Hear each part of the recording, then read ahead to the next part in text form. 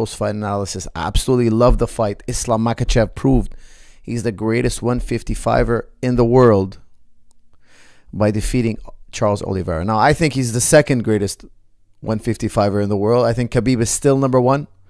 When Charles Oliveira was champion, in my opinion, he was the best active 155er, we'd have to say. I still thought Makhachev was better. But definitely, there's no doubt, Khabib is still the greatest lightweight of all time. And, in my opinion, is still arguably the best lightweight of alive today.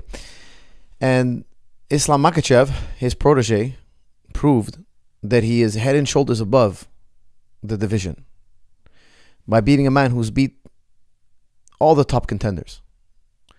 And he did it, and he made it look easy. In round one, early on in the fight, the two collide.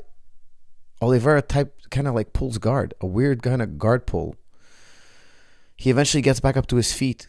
He gets taken down with the phenomenal judo of Islam Makhachev. Yes, Islam Makhachev has great wrestling, but he also has great judo throws. He hits him with a beautiful haragoshi.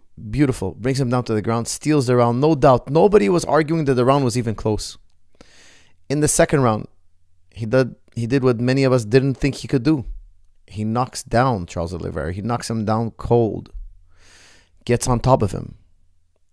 Puts on a katakatami, like a strangle, a half-guard strangle. A strangle from half-guard.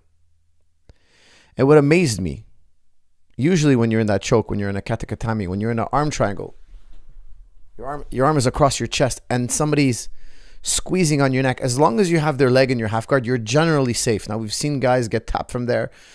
It's just that it's not easy to tap somebody from the half guard. Islam Makhachev in round two was on top of Oliveira in the half guard, but with a katakatami. As soon as he passed, now he's primed to finish that choke. Well, guess what? It didn't even take 1 second and Oliveira was tapping. This shocked me. Usually that chokehold will take minimum 3 seconds, minimum. And sometimes 10, 15, 20 seconds, 30 seconds to adjust it and get it on right. Sometimes you could be in an arm triangle for a long time. Even a minute, 2 minutes is not unheard of. But to tap, the fact that Charles Oliveira tapped immediately on the pass, immediately, tells me that when he was in half guard, Charles Oliveira, when he had the leg, he was still thinking about tapping, because as soon as the pressure went from half guard pressure to side control pressure, he immediately tapped. That tells me that the pressure from half guard was insanely tight.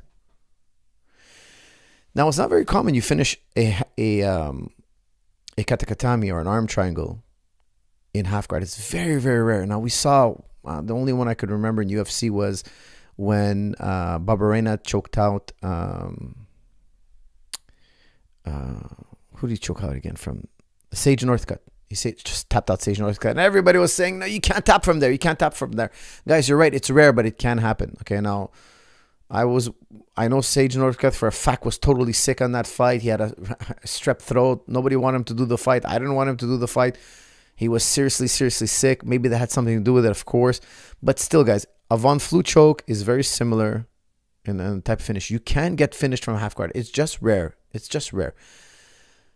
But it's not what amazed me in the fight. It's the fact that I think Oliveira let him out because he was going to tap even from half guard. He just couldn't hang on to the leg anymore. When he got past, he immediately tapped. Guys, that is so rare. Go watch every fight out there. You're going to see it extremely rarely. You're going to see this phenomenon happen extremely rarely. That tells me that Makhachev's squeeze is insanely tight. Guys, let's be honest here. He toyed with him. He could beat him any day of the week. He can beat Charles Oliveira any day of the week. And now, what can we say? He even knocked down Charles Oliveira. Charles Oliveira is supposed to have the best striking. I think Oliveira is a great striker, but Makhachev is better. He's better striking, grappling, wrestling, conditioning, everything. He's got everything on him. Now, the other thing I absolutely love about this fight, actually the thing I loved most about this fight, was Khabib's reaction. I've watched every single Khabib fight. Let me tell you something. I've never seen him celebrate that much. I've never seen him be so emotional. I've never seen him be so happy. Even when he won his first title fight, even when he beat McGregor, he wasn't, well, when he beat McGregor, that's another story. But every title win, he was never that happy. He was happy. He even, after he beat Gaethje, he kind of collapsed down to his knees. He showed some emotion, yes. But after Islam won, Khabib was ecstatic. Ecstatic, guys. It was such a beautiful sight to see Khabib, how much he loves Islam Makhachev. The man who's wearing his title. You could see there's not an ounce of jealousy or animosity. Not at all. He's in his corner. He's pushing him. He loves to see Islam Makhachev probably win that title more than himself. It was incredible. What an incredible night, guys. I wish the fight went longer so we'd have more to talk about.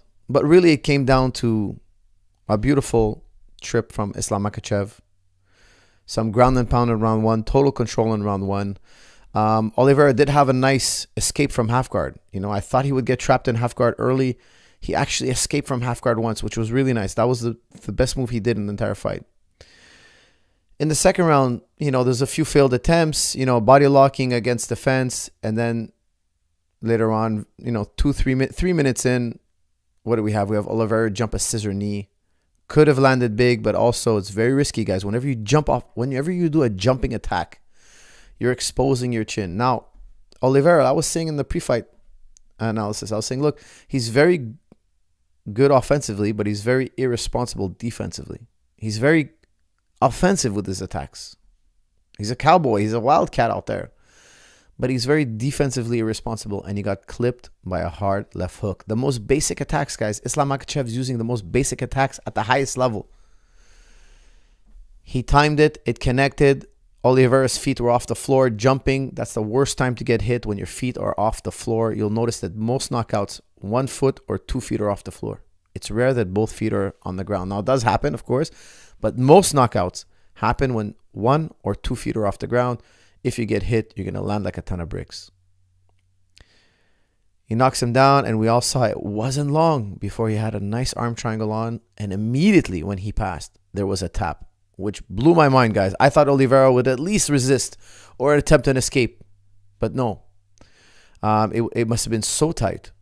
Okay, guys, with that said, I want to hear your comments and questions on the fight. There wasn't much to dissect, but absolutely love the fight. It was such an electric night. The people were...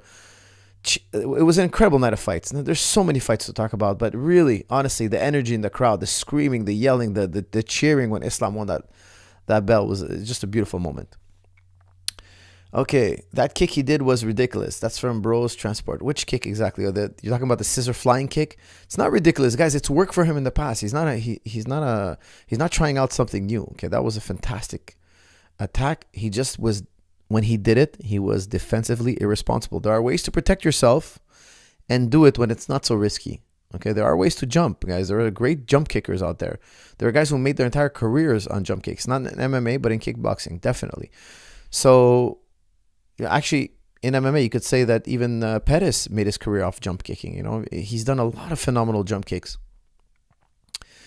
There's a time and place to do them, and you got to really protect your chin when you do it. Okay, so I was telling you guys, I think he's irresponsible defensively. He's been knocked down in almost every single fight.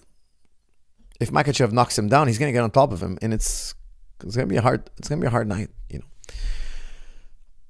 Coach, how do I not rub into the disrespectful and hateful Oliveira fans?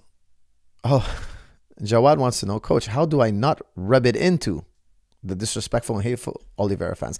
Jawad, I recommend you don't play that game. Take the high road. Really, honestly, that's one thing I hate about the internet. Everybody shows their ugly side.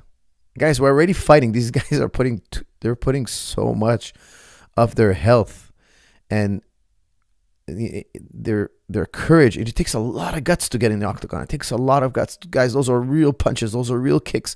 Those are real knees to the face. Those are real elbows.